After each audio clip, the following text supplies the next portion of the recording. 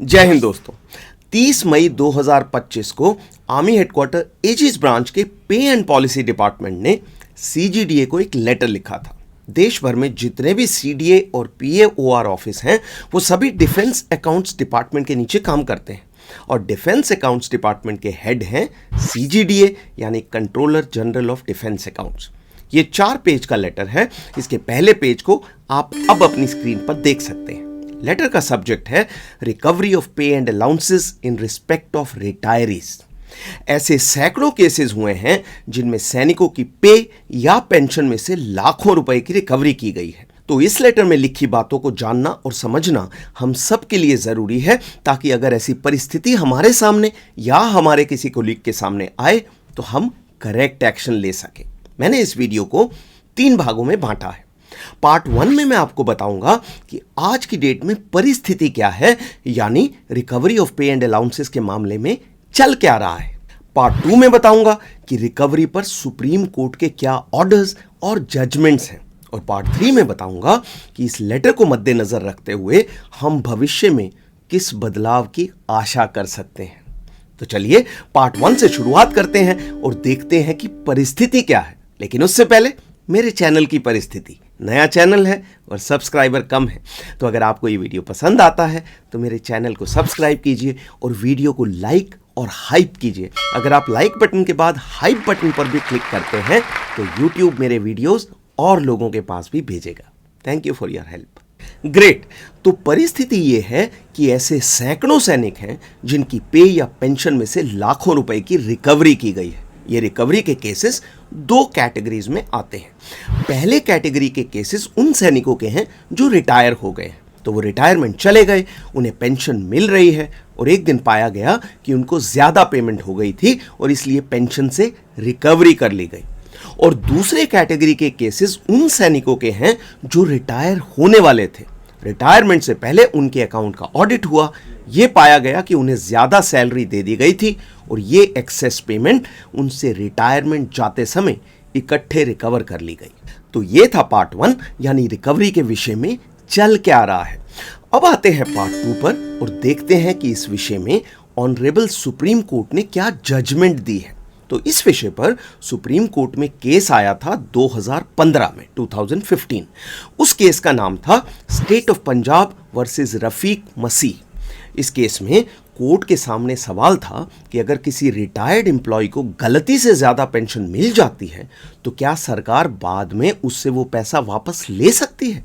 इस जजमेंट में honourable supreme court ने ये 2 महत्वपूर्ण बातें कही। नंबर 1, अगर पेंशनर ने कोई गलती नहीं की है और फिर भी उससे पेंशन की रिकवरी की जाती है तो ये प्रिंसिपल ऑफ नेचुरल जस्टिस के खिलाफ है, यानी अन्याय है। और नंबर 2, क्योंकि ये रिकवरी अन्याय है, कुछ परिस्थितियां जिनमें रिकवरी नहीं की जाएगी वो इस प्रकार है। नंबर 1, जब पेंशनर ने कोई फ्रॉड नहीं किया है या जानबूझकर कोई गलत इंफॉर्मेशन नहीं दी है। नंबर 2, जब गलती सिस्टम या डिपार्टमेंट के किसी ऑफिसर ने की है। नंबर 3, जब एम्प्लॉय रिटायर्ड हो चुका है या रिटायर्ड होने वाला है। और नंबर 4, जब रिकवरी से एक्सट्रीम फाइनेंशियल हार्डशिप हो सकती है, यानी एम्प्लॉय और उसकी फैमिली को एक्सट्रीम आर्थिक परेशानी का सामना करना पड़ सकता है। इस विषय पर ऑनरेबल सुप्रीम कोर्ट की दूसरी जजमेंट है 2006 की colonel BJ Akkara versus union of India case में। इस केस में कोर्ट ने कहा कि पेंशन की रिकवरी 2 परिस्थितियों में नहीं की जाएगी। वो 2 परिस्थितियां इस प्रकार हैं। नंबर 1, जब पेंशनर ने कोई फ्रॉड नहीं किया है या जानबूझकर कोई गलत इंफॉर्मेशन नहीं दी है। तो यहां ऑनरेबल कोर्ट ने रफीक मसीह की जजमेंट वाली बात को रिपीट किया है। और नंबर 2, जब पेंशन डिपार्टमेंट ने अपने ही रूल्स को गलत इंटरप्रेट किया, पेंशन की गलत कैलकुलेशन की और इस गलती के कारण सैनिक को ज्यादा पेमेंट कर दी। इन 2 जजमेंट्स के अलावा ऑनरेबल सुप्रीम कोर्ट ने 1983 में एक और जजमेंट दी थी, डीएस नकारा versus union of India case में। इस केस में कोर्ट ने कहा था कि पेंशन संविधान के आर्टिकल 21 यानी राइट टू लाइफ का हिस्सा है, इसलिए पेंशन देना एम्प्लॉयर की कॉन्स्टिट्यूशनल ऑब्लिगेशन यानी संवैधानिक जिम्मेवारी है। जाहिर है कि रिकवरी के केसेस में इस राइट टू लाइफ का उल्लंघन हो रहा है। तो ये तो हो गई ऑनरेबल सुप्रीम कोर्ट की 3 जजमेंट। अब देखते हैं कि इन जजमेंट्स के आधार पर सरकार के अलग अलग विभागों ने क्या आदेश जारी किए हैं। डीओपीटी यानी department of personal and training ने 2 मार्च 2016 के अपने लेटर में लिखा कि अगर सरकारी ऑफिसर 2 केसेस में पेंशन की रिकवरी करता है तो यह गैर कानूनी होगा।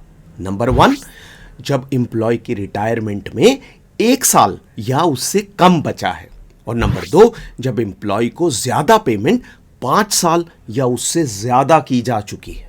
तो यह था डीओपीटी का 2016 का लेटर।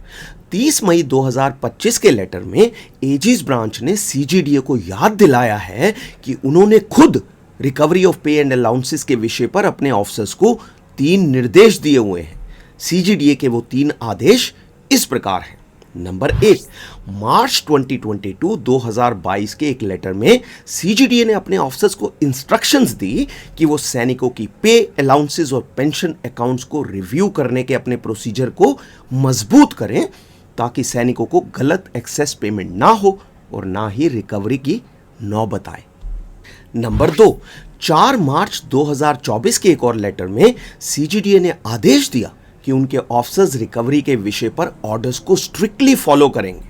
अगर वो पे या पेंशन को गलत फिक्स करते हैं और फिर सैनिकों से रिकवरी करते हैं तो उनके खिलाफ डिसिप्लिनरी एक्शन लिया जाएगा। और नंबर 3, 8 मार्च 2024 के एक और लेटर में सीजीडीए ने फिर ये कहा कि सभी ऑफिसर्स रिकवरी के विषय पर गाइडलाइंस और ऑर्डर्स का पालन करेंगे।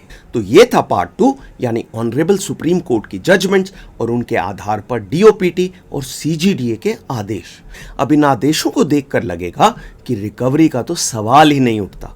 हमारी पूरी पे और पेंशन के प्रोसीजर में सैनिकों का ना तो कोई कंट्रीब्यूशन है और ना ही उनसे कोई इंफॉर्मेशन मांगी जाती है। सारी कैलकुलेशन और फिक्सेशन सीडीए और पीएओआर के ऑफिस में होती है। इसलिए फ्रॉड या गलत इंफॉर्मेशन देने का तो सवाल ही नहीं। लेकिन फिर भी भारी अमाउंट्स में रिकवरीज चालू हैं। ऐसा लगता है कि सीडीए के ऑफिसर्स ने ऑनरेबल सुप्रीम कोर्ट और अपने ही सीजीडीए के आदेशों को एक कान से सुना और दूसरे कान से निकाल दिया है। इसके लिए क्या एक भी ऑफिसर के खिलाफ डिसिप्लिनरी एक्शन लिया गया है जैसा कि सीजीडीए ने चेतावनी दी थी? मुझे नहीं लगता। एक्शन होता तो ये केसेस बंद हो जाते। इन्हीं बातों को मद्देनजर रखते हुए एजीज ब्रांच ने सीजीडीए को इन्फॉर्म किया है कि लॉ और आदेश दोनों क्लियर हैं, लेकिन उसके बावजूद सैनिकों को रिकवरी के केसेस को लेकर कोर्ट जाना पड़ रहा है। ये अननेसेसरी हैरेसमेंट है। अजीब परिस्थिति ये है कि कोर्ट में आर्मी हेडक्वार्टर को इन केसेस को अपने ही सैनिकों के खिलाफ डिफेंड करना पड़ता है। तो एजीज ब्रांच ने कहा है कि सीजीडीए अपने सभी सीडीए ऑफिसर्स को निर्देश जारी करे कि वो कॉन्करेंट ऑडिट के प्रोसीजर को मजबूत करें ताकि पे और पेंशन की फिक्सेशन में गलती ना हो और रिकवरी की नौबत ही ना आए। एजीज ब्रांच ने यह भी बताया है कि अब के बाद आर्मी हेडक्वार्टर इन केसेस को कोर्ट में डिफेंड नहीं करेगा, बल्कि आर्मी हेडक्वार्टर ने एएफटीज यानी आर्म्ड फोर्सेस ट्राइब्यूनल्स को इन्फॉर्म कर दिया है कि अगर रिकवरी का कोई केस आता है तो court clarification defence accounts department से मांगे। इसमें आर्मी हेडक्वार्टर का कोई रोल नहीं है।